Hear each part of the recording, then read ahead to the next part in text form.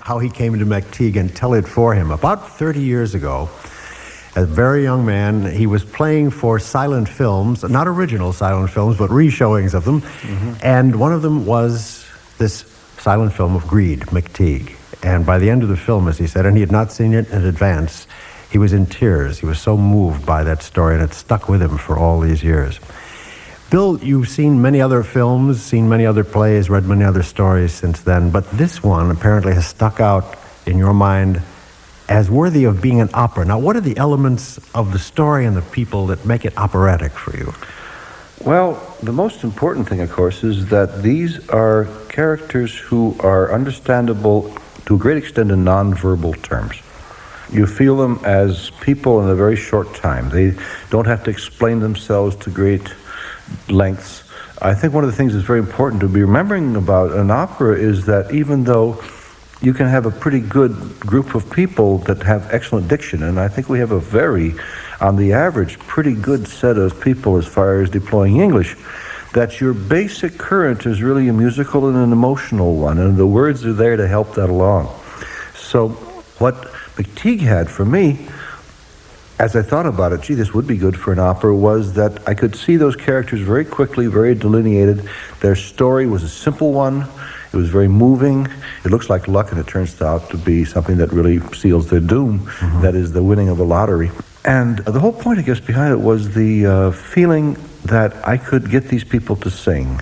McTeague, of course, as a character in the novel, the Frank Norris novel, and of course, absolutely through Greed, because it's a silent film, is the most inarticulate creature imaginable. Anyone who reads a Frank Norris novel will probably be struck by the fact that there's very little dialogue in it compared to most any novelist, partly because these are not particularly articulate characters. Are your four main characters here, McTeague and Trina and Maria and Schuller, all in the novel? And is this a depiction of them exactly as they are, more or less exactly? Well, no, we made some very important changes. McTeague and Schuller and Trina are essentially as the novel has them. Maria was one of the many subplots. Actually, there are about two or three important ones. There's an old couple. They're very kind of sweet. They're in the same great big rooming house where everybody seems to be, out of which everything feeds out. The photographer's rooms where McTeague and Trina get married are part of the same building, and McTeague's dental office and where he lives are all part. I think he actually lives in the dentist's office in the corner pallet. And all of this is very much related, and there's an old couple in the novel who are obviously very interested in each other, but are terribly shy and can never bring themselves to actually meet. And they're always listening to the other person through the wall, trying to find out what they're doing. And that could have been very charming, sweet kind of subplot. If I had thought of doing McTeague that way, which is, say, as a kind of interesting novel with many different strains and so on and so forth, it would have been a different kind of piece. You would have ended up with something kind of Dickensian and interesting, and with lots of things that I think a chapter form requires. I don't know whether McTeague was sold serially, but of course many novels in the 19th century were.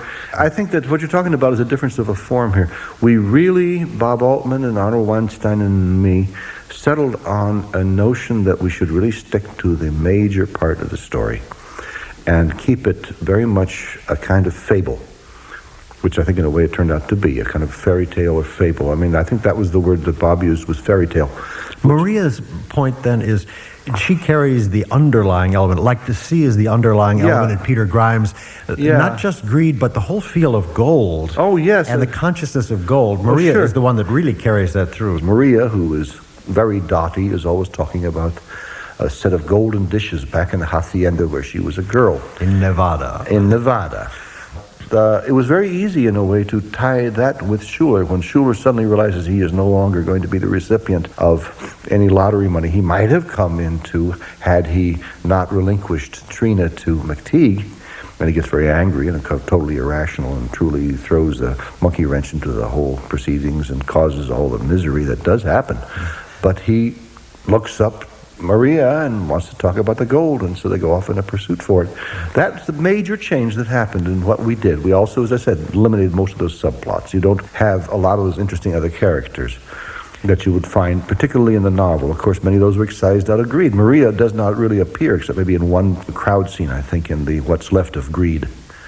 I must say, skipping ahead in effect, is that as this went on, and I stopped and thought about it afterwards, the way you take the time, if I may put it in such terms, to delineate each character musically.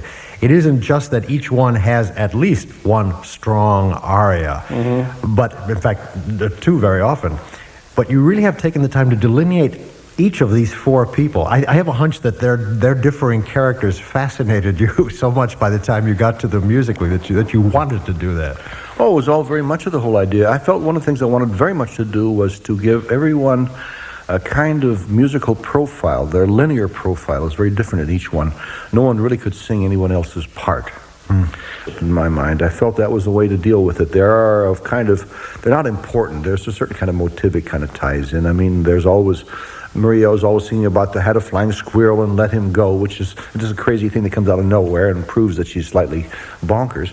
I began sketching once I knew this is what was going to be happening. In fact, I had actual sketches before I got the first draft of the libretto from Arnold and Bob. Sketches of what? Character models or what? Character, not so much actually as little emotion, just little motives, tiny little. I tend to go for jottings. I write a little something which then if I look at it again, it calls up a whole bunch of other music that ferments with it. And I had a number of these, maybe about an inch or so or maybe 2 inches, I don't know, of sketches of this kind or other, of things that became like interlude music and so on and so forth, or even passages that I might expect McTeague or Trina to sing. I mean, one of the things I wanted to start thinking about was how their speech was and how it was differentiated. Of course, that's one of the great gifts of Arnold's. He is very strong at differentiating the styles of how everyone speaks. The problems he had with getting an inarticulate person to speak in a believable way, such as McTeague, who really is a total inarticulate person. And that's, how do you make an inarticulate person sing? Well, it's easier to make them sing than to have them talk, curiously enough. But how would they sing? How would they talk? How would Trina talk? What is her character? All of these things had to be worked out. But I had tiny sketches for all these. When it actually came down to the composition, which I started in about the middle of the summer of 1990, had the first sketch done about a year later in the middle of the summer there, and then I went through considerable revisions. Some I felt already needed to be done, and conferences with Bob and Arnold also helped a great deal. Let's talk about the piece musically. There are elements that come back. For instance, when we go to Polk Street in San Francisco, every time we come to Polk Street anew, we have this same sort of theme, a real feel of the era sort of thing. Yeah, kind of a big, wild, rangy, rough on kind of ragtime sort of piece. This was, of course, the wild and crazy period of the West. Though there are these things which perhaps return, there are not exactly leitmotifs either orchestrally or vocally. Well, there are little things that come back a lot. I mean, I think there's the first three notes that McTeague sings when he's coming across the desert, when you see him at the very beginning. That major third and that fifth keep showing up in odd kind of places. Or the first notes of the main part of Trina's aria will come back. But they aren't coming back in the kind of way they might in Wagner to let you know what's going to be happening. Mm-hmm. They're there because they tie in some kind of emotional sort of way. I wouldn't want to give anything as obvious a kind of a handle. I want you to feel it rather than thinking, oh gosh, here comes the motive for Trina. Well, I guess you must be showing up now. Mm-hmm. That would have been a little bit on the nose for me.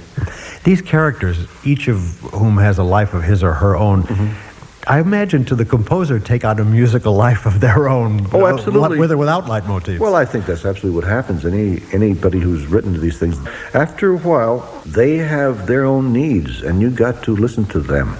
The thing begins to have its own requirements. You find yourself knowing when you've gone against what the creature requires, whatever it might be. And this is probably true with any kind of large endeavor. I mean, anyone who has been a playwright or a novelist knows that this is the way the next character must speak. And that's, after a while, that's what happened here, too. These were these things that seemed very inevitable as they came to me. I may be pushing both of us out on a limb, but I want to tackle this because I think it's a very important element nowadays with all that's been written about Bill Bolcom's music. This idea of there are so many elements in this music. There's a blues at the very end when the two men are singing they're about to die. We're dead men with the blues beat. There is the raucous San Francisco sound. There is very, very operatic, quote-unquote, classical type operatic music in this. Some of these arias really do soar in a classical way. That so often leads people to say, it's always on their lips, but they don't articulate it most of the time, pastiche. And I want to address that because I think it's important. I found myself listening to McTeague and thinking, really realizing fully that Bill Bolcom's music is in no way pastiche, that these elements don't only fit in, but they're not apart. They're not separate elements. They grow one out of the other. And I think that's very important. It's, in a way, Bill, maybe we as listeners have to listen to music in a different way instead of trying to identify things as they come up, you know?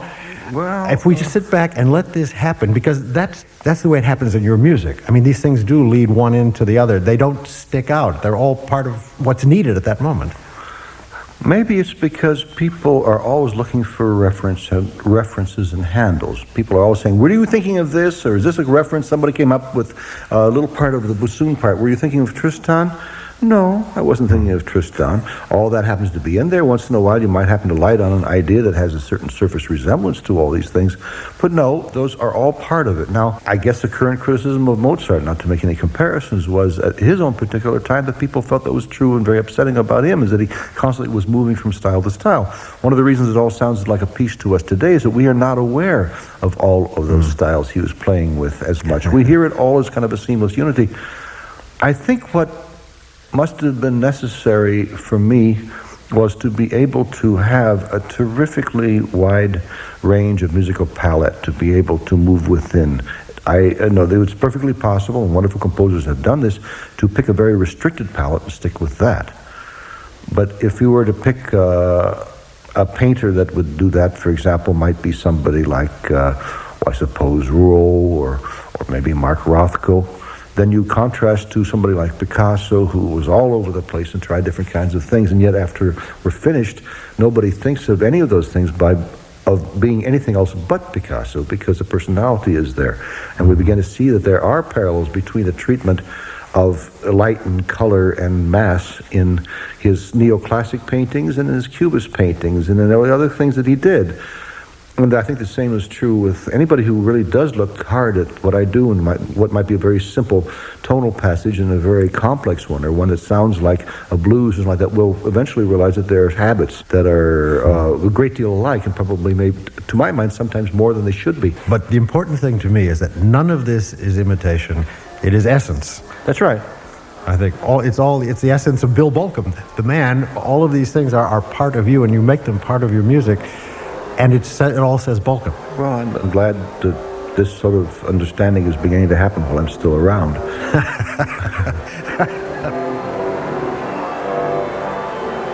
Composer William Bolcom talking with us about his opera McTeague on this week's broadcast from Lyric Opera of Chicago. William Bolcom has taught at the University of Michigan, Ann Arbor since 1993. He studied with Darius Milhaud in Paris and in California. His Fifth Symphony was premiered by Dennis Russell Davies and the Philadelphia Orchestra in 1990 and was performed by the Chicago Symphony last fall. His settings of William Blake's Songs of Innocence and of Experience were conducted by Leonard Slatkin last November at St. Louis and at Carnegie Hall. They've also been heard in Chicago at Grant Park, at the Brooklyn Academy of Music, and at the Stuttgart Opera. Mr. Bolcom is recorded extensively as a solo pianist and as an accompanist to his wife, soprano Joan Morris.